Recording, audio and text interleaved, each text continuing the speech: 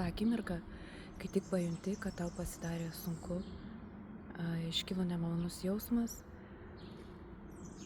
aš paklausiu savęs, tiesiog pokalbio metu, ar kai norisi, štai jau atrodo nesusitvardysi pasakyti aštresnį žodį, aš klausiu savęs,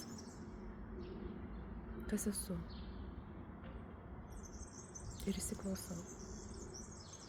Nes aš žinau, kad aš nesu šis laikinas kūnas, kuris jaučia kažkokią iškilusią emociją. Aš esu didžiulis, begalinis, dosnus, nuostabus meilės šaltinis.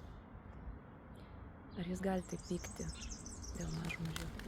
Nes iš tiesų, mąstant tokiais mastais, suvokiant tokius dalykus, tu pamatai, kad visa tai yra smulkmenos ir mes tiesiog mokomės per jas pereiti kartu, vieni su kitais. Taigi pirmas klausimas buvo, kas aš esu, antras klausimas, ką šią akimirką kuriu. Bendrystę ar atskirtį? Ir vėl laukiu atsakymų savo viduje. Išgirdus atsakymus,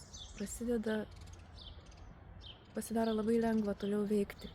Atsiranda aiškumas ir toliau eini.